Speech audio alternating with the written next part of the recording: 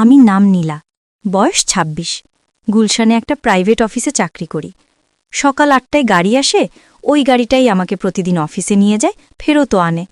গাড়িটার চালক রবিউল, বয়স ৩০-এর মতো, গায়ের রং চাপা, চোখে একরকম স্থির শান্তি, মুখে খুব কম কথা। প্রথম দিকে ওকে তেমন খেয়াল করিনি। আমার প্রতিদিনের মতো ব্যস্ত সকাল, ফাইল, ফোন, মেসেজ, কফির কাপ, এর ভেতরে কে গাড়ি চালাচ্ছে ওসব নিয়ে ভাবার সময় কথায়। কিন্তু একদিন এক বৃষ্টির সকালে সবকিছু বদলে গেল। সেদিন খুব বৃষ্টি পড়ছিল, জানালার কাছে ফোঁটা ফোঁটা পানি গড়িয়ে পড়ছিল, রাস্তার গাড়িগুলোর আলো পানিতে মিশে ঝাপসা হয়ে যাচ্ছিল। আমি চুপচাপ বসে বাইরে তাকিয়েছিলাম। হঠাৎ রবিউল বলল, আপা, উইপারটা ঠিক করি? আমি মাথা নেড়ে বললাম, হ্যাঁ করেন। ও দরজা খুলে নেমে গেল। আমি ওর দিকে তাকিয়েছিলাম কিছুক্ষণ। ভিজে যাচ্ছিল পুরো শরীর, তারপরও কোনো তাড়াহুড়া ছিল না। হাতে উইপার তুলে আস্তে আস্তে ঘষে মুছছিল কাজ। আমি জানালার ওপাশে বসে ওর হাতের নড়াচড়া দেখছিলাম। মনে হচ্ছিল এই মানুষটা খুব ধীরে চলে, কিন্তু খুব মনোযোগ দিয়ে কাজ করে। ও যখন ফিরে এসে দরজা বন্ধ করল, তখন গাড়ির ভেতরে হালকা একটা ভিজে গন্ধ ছড়িয়ে গেল। বৃষ্টির পানির সঙ্গে যেন মাটির গন্ধ মিশে গেছে। আমি হালকা গলায় বললাম, আপনি ভিজে গেলেন? ও হাসল, কোনো সমস্যা নাই আপা, আমি অভ্যস্ত। আমি জানতাম না কেন ও সেই হাসিটা আমার মাথায় সারাদিন ঘুরতে থাকল। অফিসে বসে কাজ করছিলাম, মাঝে মাঝে হঠাৎ মনে হচ্ছিল ওর মুখটা সামনে ভেসে উঠছে। পরের দিন সকালে আবার দেখা হলো। সেদিন রোদ ছিল। আমি গাড়িতে উঠতেই ও বলল, আজ বৃষ্টি নাই, আপনি হাসছেন। আমি একটু চমকে তাকালাম, বললাম, আমি?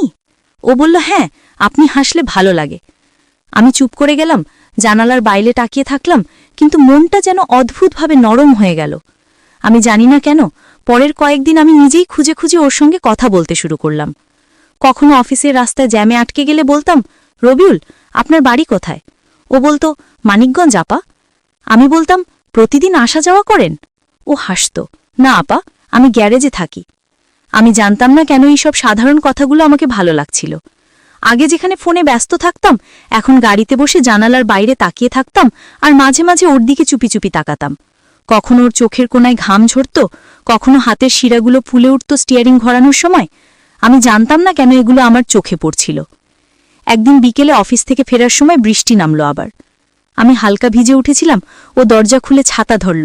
আমি অবাক হয়ে তাকালাম, বললাম, এইটা দরকার নাই, আমি পারব। ও শান্ত গলায় বলল, না আপা, আপনি ভিজলে অসুখ হবে। আমি ছাতার নিচে হেঁটে গাড়িতে উঠলাম। ওর হাতের ছাতাটা আমার কাঁধের একটু উপরে ছিল। এত কাছে থেকে আগে কখনো কাউকে দেখিনি। ওর গায়ের হালকা ঘামের গন্ধের সঙ্গে ডিওডোরেন্টের মিশ্র গন্ধটা হঠাৎই আমার মনে একটা অদ্ভুত শিহরণ তুলল। আমি চুপ করে বসেছিলাম। গাড়ি ছাড়ল, বাইরে তখনও বৃষ্টি। আমি জানালার কাছে বৃষ্টির ফোঁটা গোনা শুরু করলাম, কিন্তু মন অন্য কোথাও ঘুরে বেড়াচ্ছিল। সেই দিন রাতটা আমি ঘুমাতে পারিনি ঠিকঠাক। বারবার মনে হচ্ছিল ও ছাতাটা ধরেছিল, ওর হাতের উষ্ণতা আমি টের পেয়েছিলাম। আমি নিজেকে বোঝানোর চেষ্টা করছিলাম এটা কেবল কাকতালীয়, আমি বেশি ভাবছি। কিন্তু পরের সকালে আবার যখন গাড়িতে উঠলাম, ওর চোখে তাকাতেই মনে হলো ও কিছু বুঝেছে। আমি বললাম, আজ কেমন ঘুম হলো? ও হালকা হেসে বলল, আপা, ড্রাইভাররা বেশি ভাবার সময় পায় না। আমি বললাম, তা না হলে আপনি এত চুপচাপ কেন? ও একটু হাসল, বলল, আপনি থাকলে চুপ থাকাটা ভালো লাগে। আমি জানি না কেন ওর এই কথাটা শুনে আমি কিছু বলতে পারিনি। আমার বুকের ভেতর যেন ধীরে ধীরে একরকম হাওয়া বইতে শুরু করল। এর পরের দিনগুলোতে আমি নিজেই ওর দিকে তাকিয়ে হাসতাম। কখনো বলতাম, আপনার গান শোনার শখ আছে?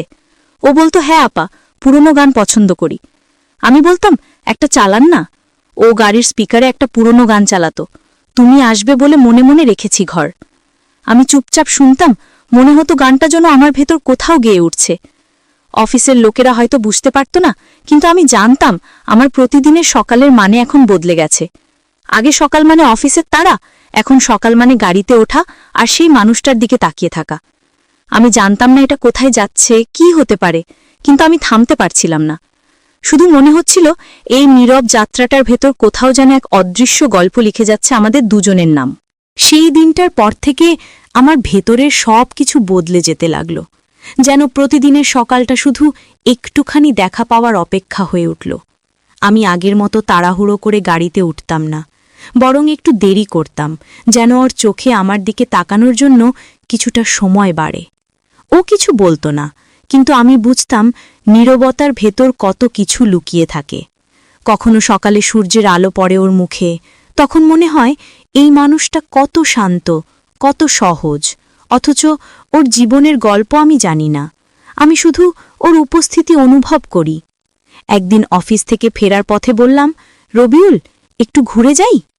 ও একটু অবাক হয়ে তাকালো, তারপর মাথা নেড়ে বলল, কোথায় আপা? আমি বললাম, যেখানে আপনি পছন্দ করেন। ও চুপ করে গাড়ি ঘুরিয়ে নিয়ে গেল নদীর ধারে।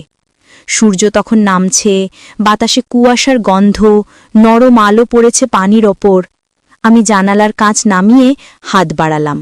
বাতাসে ভেসে আসা ঠান্ডা গন্ধে মনটা ভরে গেল। বললাম, আপনি কি এখানে আসেন? ও বলল, হ্যাঁ, রাতে অনেক সময় থেমে থাকি, শান্ত লাগে। আমি বললাম, আপনার তো কোনো সঙ্গী দরকার হয় না। ও হেসে বলল, আমি একা অভ্যস্ত, কিন্তু আজ একা লাগছে না। আমি চুপ করে গেলাম। ওর কথাটা বাতাসে মিলিয়ে গেল, কিন্তু সেই শব্দ আমার ভেতরে গেথে রইল। গাড়ির সাউন্ড সিস্টেমে হালকা গান বাজছিল, সেই সুরটা যেন আমার হৃৎস্পন্দনের সাথে মিশে যাচ্ছিল। আমি জানতাম আমি কিছু একটা অনুভব করছি যা নাম দেওয়া যায় না, শুধু টের পাওয়া যায়। ওর চোখের দিকে তাকিয়ে বললাম, আপনি খুব কম হাসেন। ও হেসে বলল, আপনি থাকলে হাসি আসে। আমি আর কিচ্ছু বলতে পারলাম না, শুধু নীরবতা আমাদের মাঝে ভেসে বেড়াচ্ছিল। সেই নীরবতা এত মিষ্টি ছিল যে ভাঙতে ইচ্ছে করছিল না। হঠাৎ একটা ফোন এলো আমার, আমি রিসিভ করলাম। বন্ধুরা বাইরে ডিনারে ডাকছে। আমি বললাম, যাব না, অজুহাত দিলাম, কারণ আমার মন আর কোথাও যেতে চায়নি। আমি শুধু চাইছিলাম গাড়িটা থেমে থাকুক, আলোটা ধীরে ধীরে নিভে যাক, আর আমরা দুজন এই মুহূর্তে আটকে থাকি। ও বলল, আপা, ফিরব? আমি বললাম, একটু পর। ও তখন গাড়ি থেকে নামল, পাশে গিয়ে দাঁড়ালো। আমি দরজা খুলে বাইরে এলাম। নদীর হাওয়ায় চুল উড়ছিল। আমি বললাম, আপনার চোখে শান্তি আছে জানেন? ও চুপ করেছিল, তারপর বলল, আপনি বললে বিশ্বাস করতে পারি। আমি বললাম, বিশ্বাস করতেই হবে, কারণ আমি মিথ্যে বলি না। ওর মুখে হালকা হাসি ফুটল।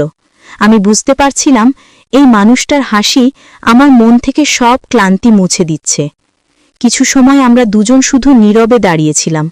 কোনো কথা ছিল না, শুধু বাতাসে এক অদ্ভুত উষ্ণতা ভাসছিল। ফিরতি পথে গাড়ির ভেতর আমি জানালার বাইরে তাকিয়ে রইলাম।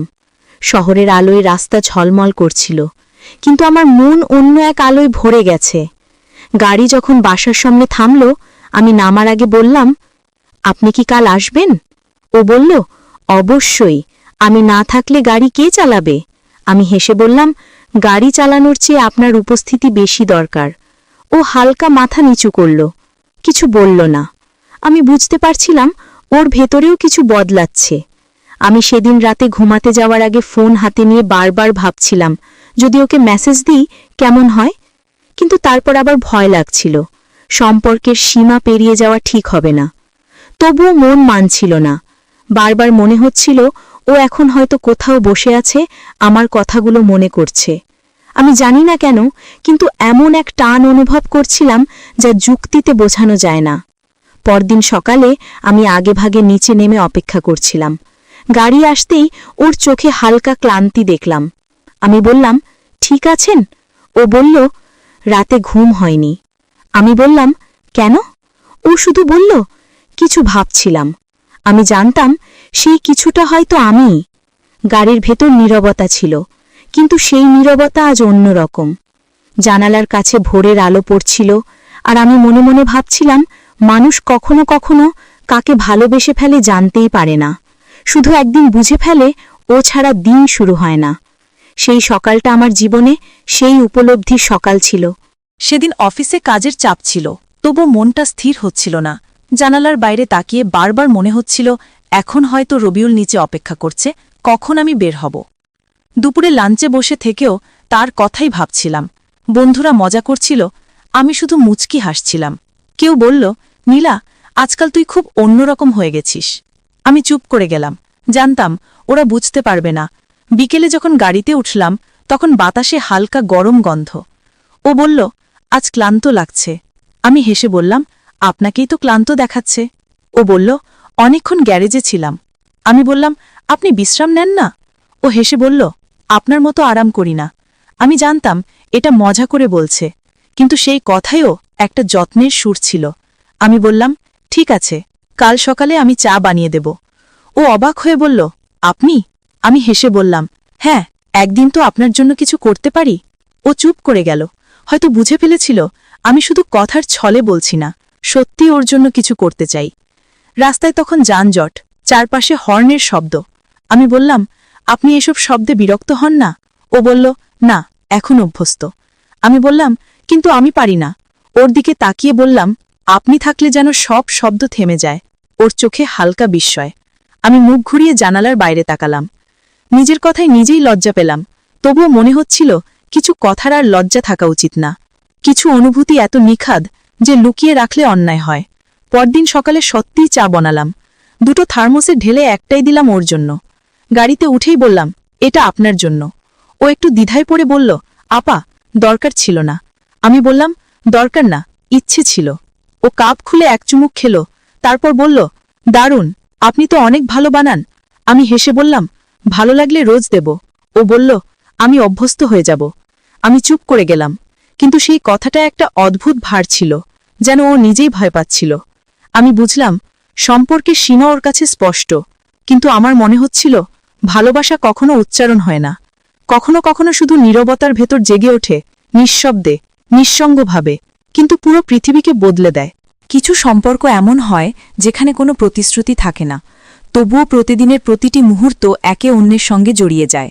আমি আর রবিউল ঠিক তেমনই একটা অদ্ভুত বন্ধনে জড়িয়ে গিয়েছিলাম।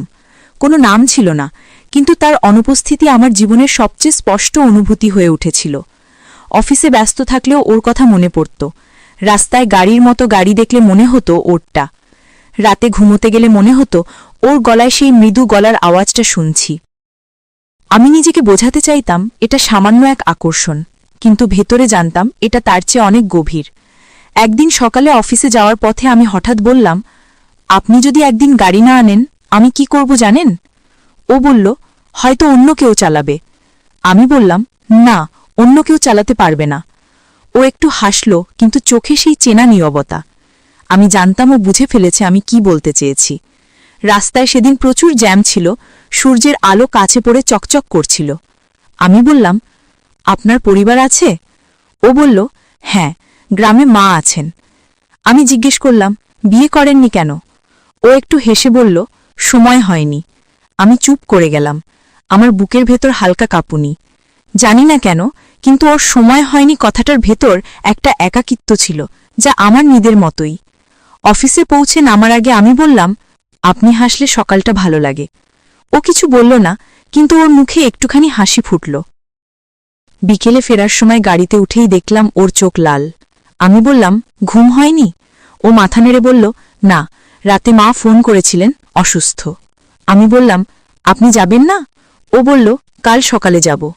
আমি বললাম, তাহলে আজ আপনি বাড়ি যান, আমি নিজে অন্য গাড়িতে ফিরব। ও বলল, না, আমি আপনাকে নামিয়ে তারপর যাব। আমি বললাম, কিন্তু আমি চাই না আপনি ক্লান্ত হন। ও বলল, আপনি নামার পর বিশ্রাম নেব। আমি চুপ করে গেলাম। ওর এই যত্ন, এই অদ্ভুত নীরব স্নেহ আমার বুকের ভেতর ঢেউ তুলছিল। বাসার সামনে নেমে আমি বললাম, আপনার মা যেন দ্রুত সুস্থ হন। ও শুধু বলল, ধন্যবাদ। চোখে সেই পুরনো শান্তি, কিন্তু আজ সেটা একটু ম্লান। আমি সারা রাত ঘুমাতে পারিনি। মনে হচ্ছিল ও এখন গ্রামের পথে, ক্লান্ত শরীরে, কিন্তু মায়ের মুখে হাসি এনে দিচ্ছে। পরদিন সকালবেলা আমি নিজেই ফোন করলাম, বললাম, আপনি পৌঁছেছেন? ও বলল, হ্যাঁ আপা, মা ভালো আছে এখন। আমি বললাম, ভালো, আপনি একটু বিশ্রাম নিন। ও বলল, আজ গাড়ি চালাবো না, আমি অন্য কাউকে পাঠিয়ে দেব। আমি বললাম, না, দরকার নেই, আজ আমি ছুটি নিয়েছি।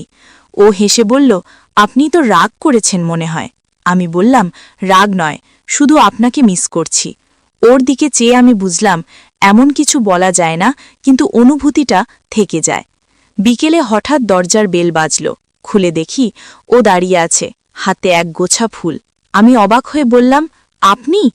ও বলল, মা ভালো হয়ে গেছে, তাই ভাবলাম আপনাকে বলি। আমি ফুলগুলো হাতে নিয়ে বললাম, এগুলো কেন? ও হেসে বলল, আপনার হাসির জন্য। আমি বুঝলাম এই মানুষটা হয়তো কখনো কোনো প্রেমের কথা বলেনি, কিন্তু তার প্রতিটি কাজের ভেতরেই ভালোবাসা লুকানো। আমরা বসেছিলাম ড্রয়িং রুমে। আমি চা বানিয়ে আনলাম। ও চুপচাপ বসেছিল, খুব সংযত, চোখে এক ধরনের অস্বস্তি। আমি বললাম, আপনি অস্বস্তিতে আছেন? ও বলল, না, শুধু ভাবছিলাম আমি এখানে কেন। আমি হেসে বললাম, আমি যদি বলি আমি চাই আপনি এখানে আসুন? ও কিছু বলল না, শুধু হালকা মাথা নিচু করল। সেই নীরবতা এত গভীর ছিল যে আমি শুনতে পাচ্ছিলাম নিজের হৃদস্পন্দন। সময় যেন থেমে গিয়েছিল। বাইরে সূর্যের আলো ঘরে ঢুকছিল, আর আমি ভাবছিলাম হয়তো এটাই সেই মুহূর্ত যখন মানুষ নিজের মনের কাছে হেরে যায়। আমি আর ভাবতে পারছিলাম না নিয়ম, শিষ্টতা বা দূরত্বের কথা। শুধু মনে হচ্ছিল এই মানুষটা যদি এখন না থাকে তাহলে আমার পৃথিবী ফাঁকা হয়ে যাবে। ও চা খেয়ে বলল, আমি এখন যাই, আপনি বিশ্রাম নিন। আমি শুধু বললাম, আপনি গেলেই ঘরটা আরও নিঃশব্দ হয়ে যাবে। ও একবার তাকালো, সেই দৃষ্টি যেন আমার চোখের গভীরে ঢুকে গেল। কিছু না বলেই ও দরজার বাইরে চলে গেল, কিন্তু ওর পায়ের শব্দ থামতেই আমার ভেতর কেমন যেন ফাঁকা লাগল। বুঝলাম আমি আর আগের জায়গায় নেই। আমি এমন এক জায়গায় এসে পড়েছি যেখান থেকে ফেরার পথ আর নেই। সেদিন রাতে আমি বারান্দায় বসেছিলাম। শহরের আলো দূরে ঝলমল করছে, কিন্তু আমার চোখে সব ঝাপসা। মনে হচ্ছিল আমার চারপাশে সব কিছু আছে, শুধু ও নেই। আমি নিজেকে প্রশ্ন করছিলাম, এটা কি ভালোবাসা নাকি একরকম নির্ভরতা? আমি কোনো উত্তর পাচ্ছিলাম না। শুধু মনে হচ্ছিল ওর উপস্থিতি ছাড়া আমার পৃথিবী অসম্পূর্ণ। পরদিন সকালে গাড়ির শব্দ শুনে নিচে নেমে এলাম। ও দরজা খুলে দিল, চোখে সেই শান্তি। আমি হেসে বললাম, আপনি এসেছেন? ও বলল, আসব না কেন? আমি বললাম, কাল ফুল দিয়ে পালিয়ে গেলেন। ও হেসে বলল, ভয়ে। আমি জিজ্ঞেস করলাম, কিসের ভয়ে? ও বলল, নিজের। আমি চুপ করে গেলাম। কথাগুলো যেন বাতাসে থেমে রইল। গাড়ি চলতে লাগল, কিন্তু আজ রাস্তাটা অন্যরকম লাগছিল। আমি জানতাম আমাদের মধ্যে কিছু বদলে গেছে, এমন কিছু যা আর আগের জায়গায় ফিরবে না। অফিসে পৌঁছে নামার সময় বললাম, আপনি থাকবেন? ও বলল, হ্যাঁ। আমি বললাম, বিকেলে একসাথে কফি খাবেন? ও একটু ভেবে বলল, ঠিক আছে। বিকেলে আমি ক্যাফেতে গিয়েছিলাম। ও একটু পর এলো, সাদা শার্ট, চুপচাপ মুখ। আমি বললাম, আপনি এখানে অস্বস্তি বোধ করছেন? ও বলল, একটু। আমি হেসে বললাম, তাহলে চোখ বন্ধ করুন, আমি তো আছি। ওর মুখে একটুখানি হাসি ফুটল। আমি দেখলাম ও হাসলে আমার পুরো দিনটা আলোকিত হয়ে যায়। আমরা চুপচাপ বসেছিলাম। মাঝে মধ্যে ওর চোখে তাকাচ্ছিলাম, আর মনে হচ্ছিল পৃথিবীতে এমন মানুষও আছে যারা কিছু না বলেই আপনার ভেতর সব বুঝে ফেলে। কফি শেষ হলে আমি বললাম, আপনি জানেন আমি আগের মতো নেই? ও বলল, জানি। আমি বললাম, আপনি কিছু বলেন না কেন? ও বলল, ভয় পাই। আমি জিজ্ঞেস করলাম, কিসের ভয়? ও বলল, আমি জানি এই পথের শেষ প্রান্তে হয়তো আপনি থাকবেন না। আমি বললাম, তবুও পথটা হাঁটা তো যায়। ওর চোখে তখন এক অদ্ভুত আলো। আমি বুঝলাম আমরা দুজন একই জায়গায় দাঁড়িয়ে, শুধু সমাজের অদৃশ্য দেয়ালটা আমাদের মাঝে। গাড়িতে ফেরার পথে বাতাসে সূর্যাস্তের গন্ধ। আমি মাথা জানালায় ঠেকিয়ে বসেছিলাম। ও বলল, আপনি চুপ কেন? আমি বললাম, ভাবছি যদি আমি একদিন আপনাকে হারিয়ে ফেলি তাহলে কি হবে? ও বলল, আপনি চাইলে আমি হারাবো না। আমি হেসে বললাম, হারানোটা তো আমাদের হাতে থাকে না। গাড়ি থেমে গেল। রাস্তায় হালকা বাতাস বইছে। আমি বললাম, একদিন আমি আপনাকে কোথাও নিয়ে যাব, কোনো জ্যাম থাকবে না, কোনো শব্দ না, শুধু আমরা। ও তাকিয়ে বলল, আপনি কি সত্যিই চান? আমি বললাম, হ্যাঁ। ও বলল, তাহলে একদিন চলে যাব, কিন্তু আপনি রাজি থাকবেন? আমি চুপ করে তাকিয়ে রইলাম। জানি না ওর কথায় কি অর্থ ছিল, কিন্তু মনে হচ্ছিল ও হয়তো বলতে চায় ভালোবাসা কখনো পূর্ণতার জন্য নয়, শুধু অনুভবের জন্য। আমি চোখ নামিয়ে বললাম, আমি রাজি, যত দূরই যাওয়া হোক আমি থাকব। ওর মুখে শান্ত এক হাসি। তারপর গাড়ি আবার চলতে লাগল। আমি বুঝলাম আমরা দুজন এমন এক পথে হাঁটছি যেখানে কোনো প্রতিশ্রুতি নেই, কিন্তু প্রতিদিন একে অন্যের উপস্থিতি আমাদের বাঁচিয়ে রাখছে। রাতে বাসায় ফিরে আয়নায় নিজের চোখে তাকালাম। মনে হচ্ছিল এই চোখে এখন আর আগের মানুষটা নেই। আমি এখন এমন একজন যার জীবনের এক অংশ অন্য কারো নিঃশব্দ ভালোবাসায় জড়িয়ে গেছে। আমি আলো নিভিয়ে শুয়ে পড়লাম, কিন্তু ঘুম এলো না। শুধু মনে হচ্ছিল ওর কণ্ঠস্বর যেন আমার চারপাশে ভেসে বেড়াচ্ছে, আপনি থাকলে আমি হারাবো না। সেই একটা বাক্য যেন বারবার মনে বাজছিল। আমি চোখ বন্ধ করেই জানতাম আমি ওর কাছেই আছি, যত দূরেই থাকি না কেন।